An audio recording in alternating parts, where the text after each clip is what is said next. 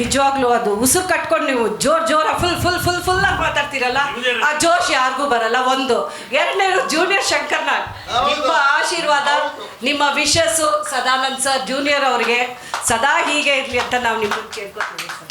ನಮಗೆ ವೈಷ್ಣವಿ ಮೇಡಮ್ ಅವರು ತುಂಬ ಹಾಡುಗಳು ಕಲಿಸಿ ಅವ್ರ ಜೊತೆಲಿ 380 ಹಾಡು ಆಡಿದ್ದೀನಿ. 400 ಹಾಡು ಆಡೋಕ್ಕೆ ಆಗ್ತಾಯಿಲ್ಲ. 400 ಹಾಡು ಆಡಿದರೆ ಅವ್ರ ಹತ್ರ ಒಂದು ದಾಖಲೆ. ನಮಗೆಲ್ಲ ನಾನು ಚಿತ್ರನಟ, ನಿರ್ದೇಶಕ, ನಾನು ಫಿಲಮ್ ತಗೊಂಡಿದ್ದೆ. ಯಾವುದೋ ಒಂದು ರೀತಿಯಲ್ಲಿ ಬಂದೆ. ಪಾಪ ಅವರು ನಮಗೆ ದೇವ್ರ ಥರ ಬಂದು ನಮಗೆ ಒಳ್ಳೊಳ್ಳೆ ಪರಿಚಯ ಮಾಡಿಸಿರೋ. ಸುಮಾರು ನನ್ನ ಜೊತೆಲಿ 380 ಹಾಡು ಹಿಡಿದ್ದಾರೆ.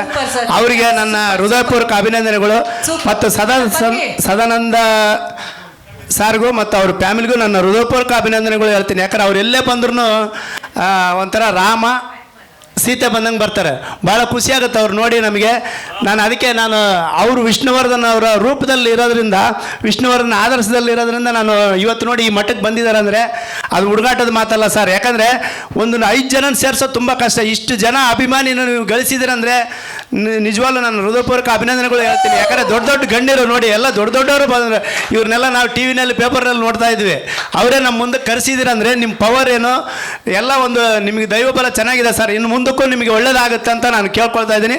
ಇಲ್ಲಿ ಬಂದಂಥ ಮಾನ್ಯರು ಗಣ್ಯರಿಗೆಲ್ಲ ನನ್ನ ಹೃದಯಪೂರ್ವಕ ಅಭಿನಂದನೆಗಳನ್ನು ಹೇಳೋಕ್ಕೆ ಬಯಸ್ತೇನೆ. ಧನ್ಯವಾದಗಳು ಸರ್, ಬಹಳ ಧನ್ಯವಾದಗಳು. ಮುಂದಿನ ಕಾರ್ಯಕ್ರಮವನ್ನು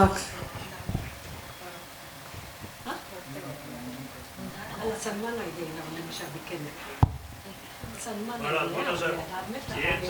ಥ್ಯಾಂಕ್ ಯು. ಓಕೆ.